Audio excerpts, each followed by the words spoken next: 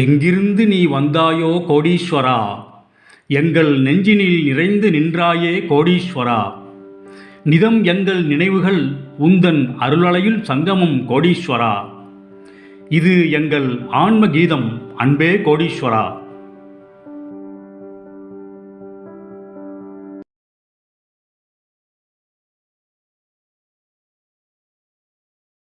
கோடீஸ்வராய நமக.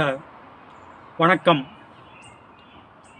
நியூயார்க்கில் வந்துங்க அந்த ஸ்டாச்சு ஆஃப் லிபர்ட்டி அதை பார்க்குறப்ப, அதாவது சுதந்திரத்தை குறிக்கின்ற சிலை, அதை பார்க்குறப்ப எனக்கு எல்லாம் வல்ல கணக்கன்பட்டியாரின் நினைவுகள், அந்த சுதந்திரங்கிற தலைப்பை ஒட்டி எனக்கு அந்த நினைவுகள் எனக்கு வந்து அலைமோதியதுங்க.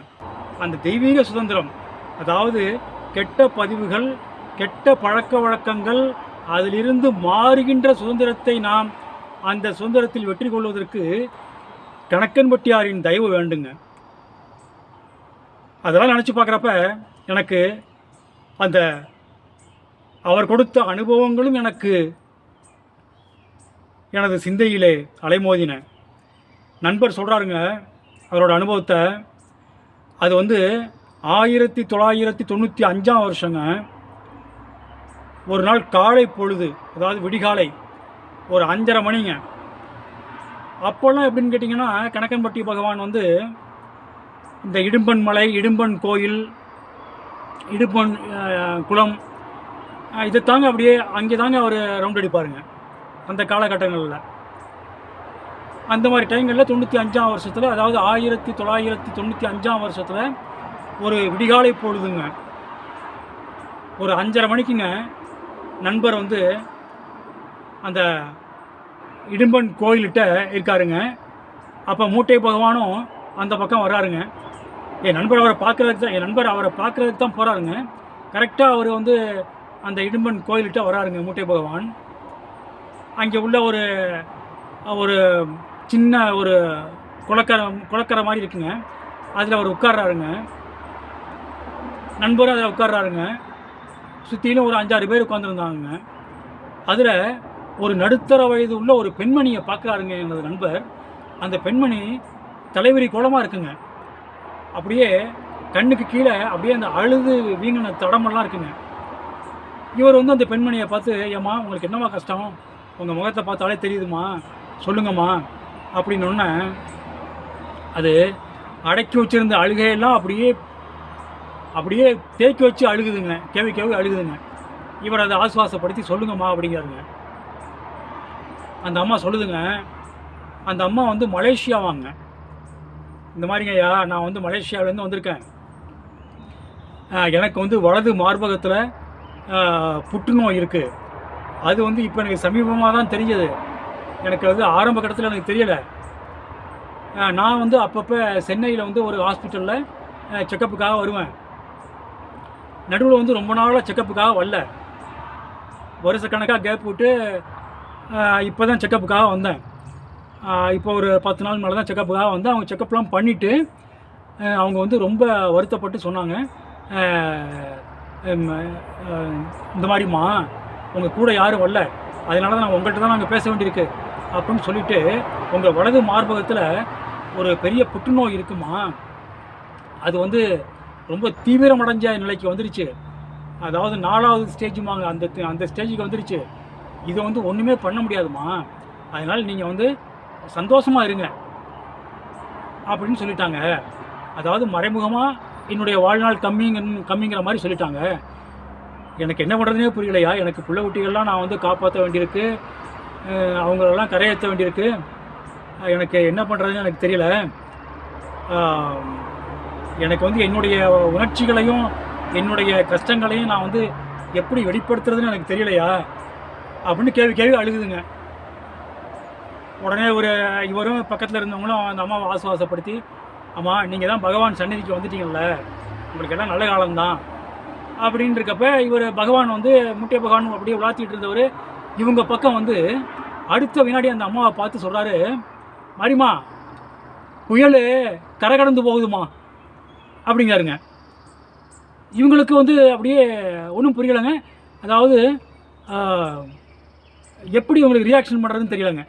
என்னுடைய நண்பருக்கும் அந்த அம்மாவுக்கும் பக்கத்தில் இருந்தவங்களுக்கும் எப்படி ரியாக்ஷன் பண்ணுறதுன்னு தெரியலங்க.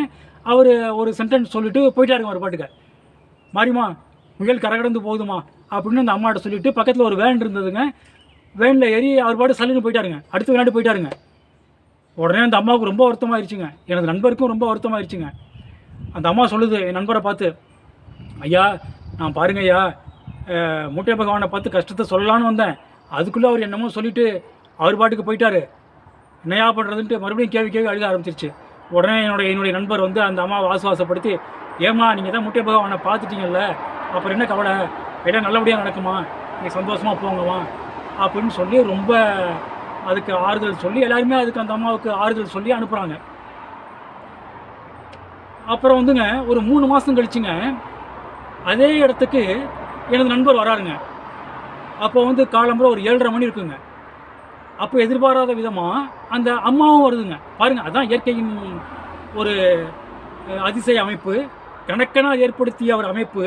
ஏன்னா அந்த அனுபவம் வந்து என் நண்பருக்கு தெரியணும் இல்லையா, என் நண்பருக்கு தெரிஞ்சு உலகத்துக்கு தெரியணும் இல்லையா, அதனால் கணக்கனார் ஏற்படுத்திய இயற்கை மூலமாக ஏற்படுத்திய ஒரு அமைப்புங்க.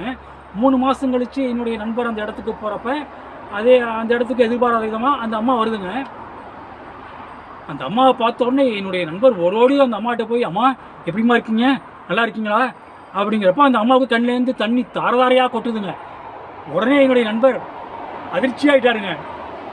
என்னடா அது கேட்கக்கூடாது கேட்டோமா, இந்த அம்மா மறுபடியும் அழுகுதே அப்படின்னு நினச்சாருங்க. அப்புறம் தான் தெரிஞ்சது என்னுடைய நண்பருக்கும் பக்கத்தில் இருந்தவங்களுக்கும் அந்த கண்ணீர், அந்த அம்மாவோட கண்ணீர் வந்துங்க அது ஆனந்த கண்ணீர்னு தெரிஞ்சதுங்க. அந்த அம்மா கண்ணீரை தொடச்சிட்டு சிரிச்சுக்கிட்டே சொல்லுதுங்க, ஐயா அன்றைக்கி சொன்னார் பார்த்தீங்களா, மூட்டை பகவான் சொன்னார் பார்த்தீங்களா, மாரிமா புயல் கரகடந்து போகுதுன்னு சொன்னார் பார்த்தீங்களா, அதை நம்மளாம் சாதாரணமாக நினச்சிக்கிட்டோம். அப்புறம் நான் மதுரைக்கு போனேன்யா, மதுரையில் எங்கள் சொந்தக்காரங்களாம் இருக்காங்க, அவங்கள பார்த்து பேசிக்கிட்டு இருக்கப்போ இந்த மாதிரி நான் வந்து கணக்கன்பட்டியில் வந்து இது மாதிரி மூட்டை சுவாமி ஐயான்னு ஒருத்தவங்க இருந்தாங்க, நான் போய் தரிசனம் பண்ணிட்டு வந்தேன் அப்படின்னு சொன்னோன்னே அவங்கெல்லாம் வந்து அவங்கெல்லாம் அப்படியே ரொம்ப மகிழ்ச்சி ஆகிட்டாங்க.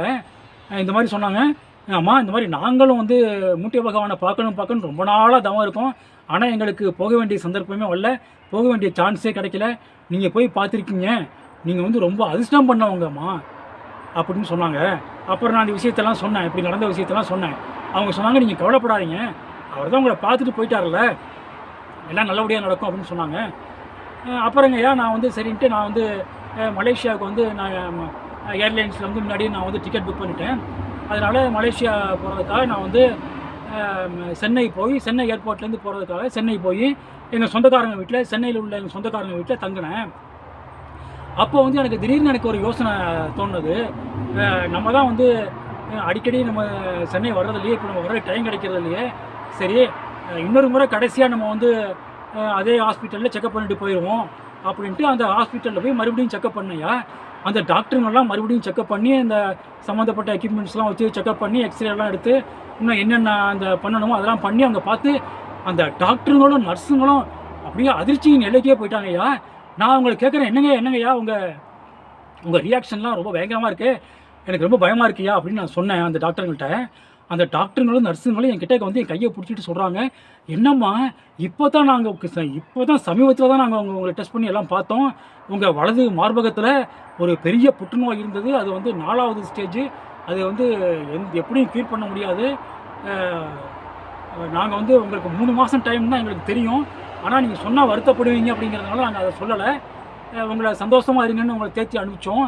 ஆனால் பாருங்கள் இப்போ ஒன்றுமே இல்லை, இந்த புற்றுநோய்க்கான அறிகுறியே இல்லை, என்னம்மா நடந்தது, என்ன பிரபஞ்ச அதிசயமாக இருக்குது அப்படின்னு சொன்னோடனே இந்த அம்மா சொல்லுதுங்க கதையாக, இந்த மாதிரி நான் மூட்டை பகவான்னு அவங்கள போய் பார்த்தேன்யா, அதுக்கப்புறம் இந்த மாதிரி ஆயிடுச்சு, என்னன்னு தெரியலையா அப்படின்னப்போ அந்த டாக்டருங்களும் நாங்களும் போய் பார்க்கணுமான்ட்டு ரொம்ப சந்தோஷமாக சொன்னாங்க அப்படின்ட்டு இந்த அம்மா என்னுடைய நண்பருக்கு சொல்லுதுங்க. என்னுடைய நண்பர் அடைந்த ஆனந்தத்திற்கு எல்லை இல்லை, எனது நண்பர் சொல்லிய அந்த அனுபவத்தை நான் கேட்ட பிறகு என்னுடைய ஆனந்தத்திற்கு எல்லை இல்லை, உங்களுடைய ஆனந்தமும் மிகவும் உச்சகட்டத்திற்கு போயிருக்கும் என்று நினைக்கின்றேன். அடுத்ததொரு ஆனந்தத்திலே சந்திப்போம். ஆத்ம நன்றி.